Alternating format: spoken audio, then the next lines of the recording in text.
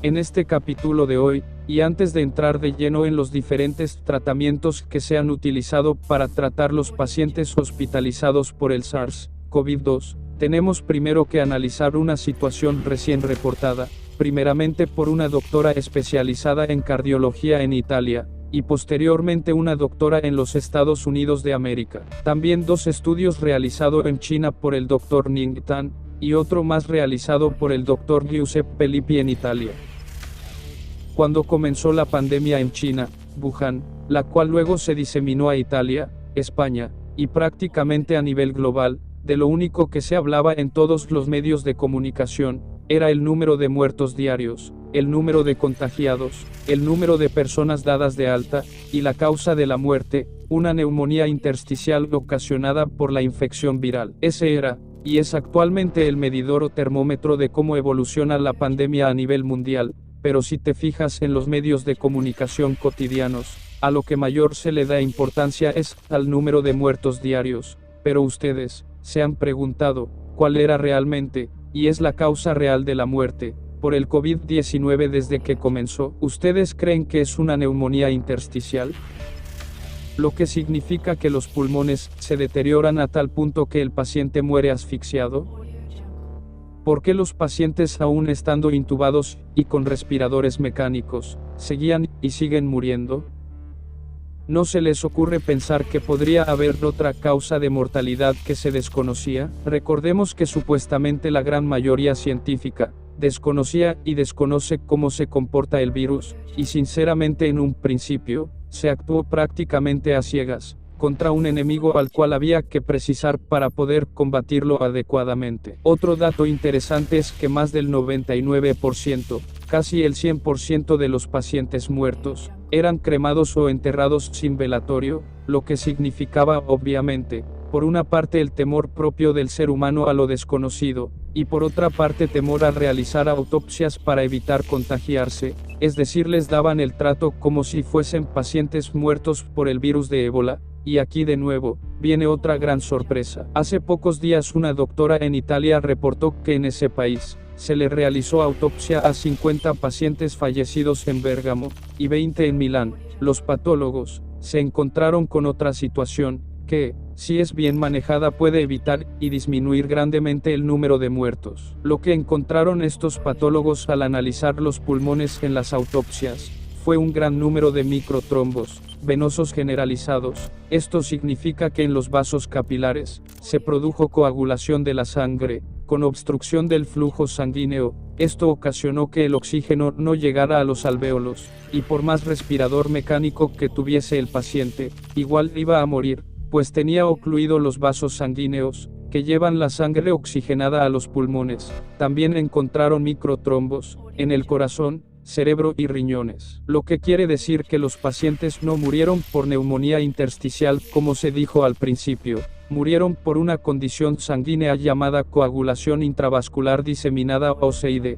También encontraron en las imágenes radiológicas de los pulmones, que la neumonía intersticial, se puede confundir fácilmente con imágenes ocasionadas por microtrombos, y eso fue lo que sucedió. Estos descubrimientos de patólogos italianos, en más de 50 autopsias realizadas en Bérgamo y Milán, Italia, centro del mayor número de casos, en ese país, fue corroborado por otro estudio más reciente en Estados Unidos por la doctora, especializada en patología, Sharon Fock y colaboradores, en abril del año 2020 en Nueva Orleans, pero solo en 4 pacientes. Óigase bien, 74 autopsias repartidas entre Estados Unidos, 4, y unas 70 en Italia, y aportando a estos 2 estudios de autopsias, hay otros estudios que confirman estos hechos, realizados en China, Wuhan, por el Dr. Ning Tan y colaboradores, entre febrero y marzo del 2020, y un estudio multicéntrico del Dr. Giuseppe Lippi y colaboradores,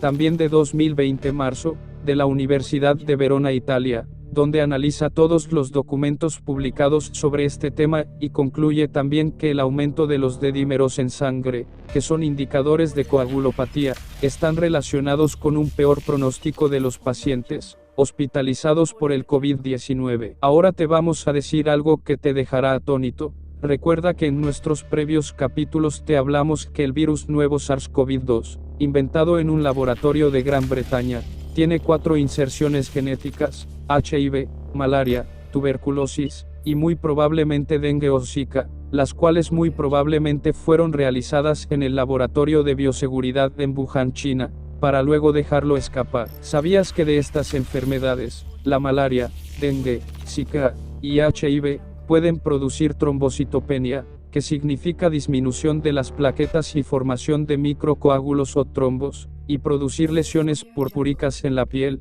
que se traducen en puntos rojos en las extremidades, que han sido reportados en algunos pacientes asintomáticos pero infectados con el COVID-19, principalmente en jóvenes, y en el peor de los casos, son capaces de inducir coagulación intravascular diseminada, el cual es un evento sistémico, que se desencadena por el daño en los vasos sanguíneos, ocasionado por inflamación de los mismos, y que tiene 2 consecuencias graves: la formación de microtrombos localizados o generalizados, o sangrados también localizados o generalizados dependiendo de la severidad. Aquí saldrán algunos genios y eruditos en la materia a decir que cualquier proceso infeccioso severo puede desencadenar una SID, lo cual es cierto, pero a ellos les respondemos que también es verdad, que entre esos procesos infecciosos, están el HIV, malaria, Zika y dengue, lo cual es irrefutable.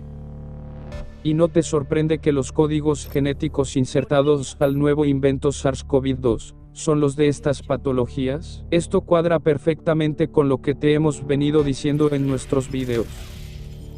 Entonces, independientemente de que las terapias a los pacientes sean antimaláricos como la cloroquina, hidroxicloroquina, antivirales como el remdesivir, antibióticos como la acitromicina, inmunosupresores como el tocilizumab, esteroides, antiinflamatorios, oxígeno, respiración mecánica, y otros más de los cuales te hablaremos ampliamente más adelante.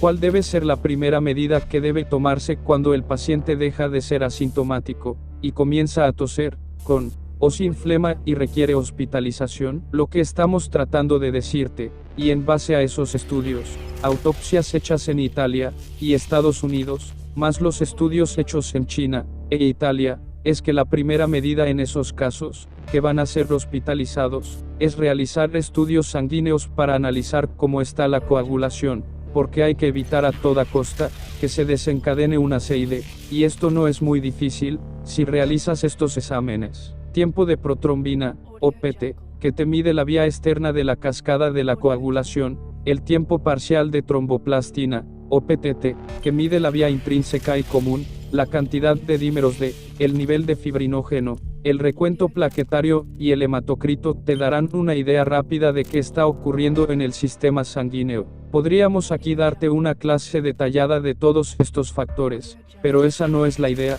En cualquier canal conseguirás total información sobre la cascada de la coagulación, contraindicaciones y efectos secundarios. Pero lo que buscamos aquí es decirle a todos los médicos internistas e intensivistas del planeta, que una de las primeras medidas ante una inminente hospitalización, es un exhaustivo estudio de estos factores, que miden el estatus de la coagulación de la sangre. Maniobra que no fue realizada por desconocimiento, como ya lo explicamos. Pensaron que se trataba de una neumonía intersticial, y realmente lo que estaba ocurriendo era que la sangre se estaba coagulando en los vasos sanguíneos, principalmente de los pulmones, también corazón, cerebro y riñones, de modo que quizá muchos murieron de ictus cerebrovasculares hemorrágicos, otros de insuficiencia renal, y otros de cardiopatías, como infarto al miocardio o insuficiencia cardíaca por dilatación del corazón. Esto último fue reportado por la doctora Sharon Falk,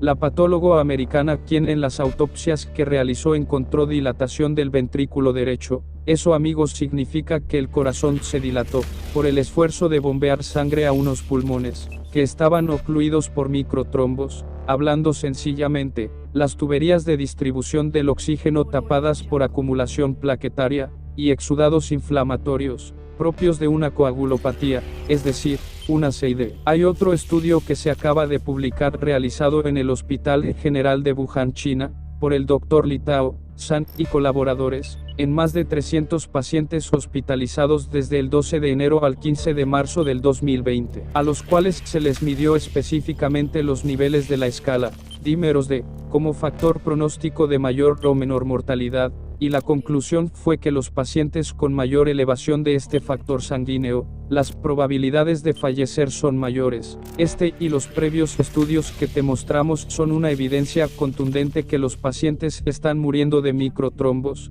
en los pulmones principalmente, sin descartar corazón, cerebro y riñones, es decir, una coagulación intravascular diseminada, no por una neumonía intersticial, como se reportó, y se sigue reportando actualmente. Este estudio levanta una pregunta muy suspicaz.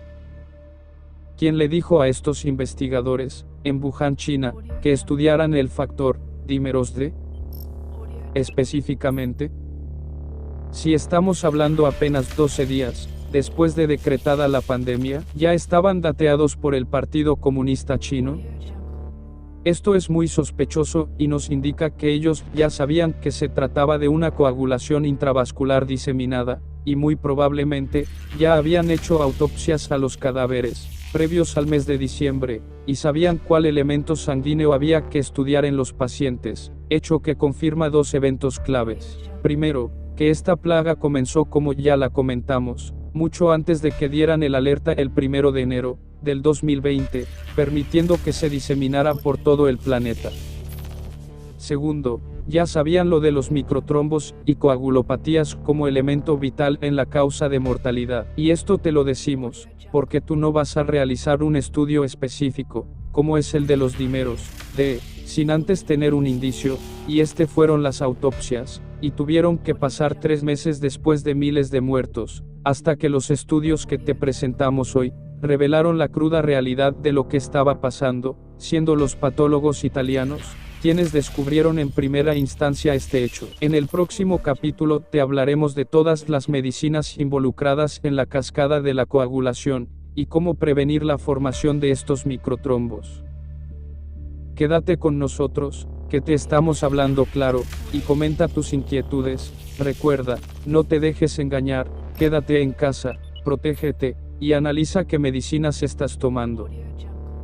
Se despide, Dr. Harry Ambrose, y colaboradores.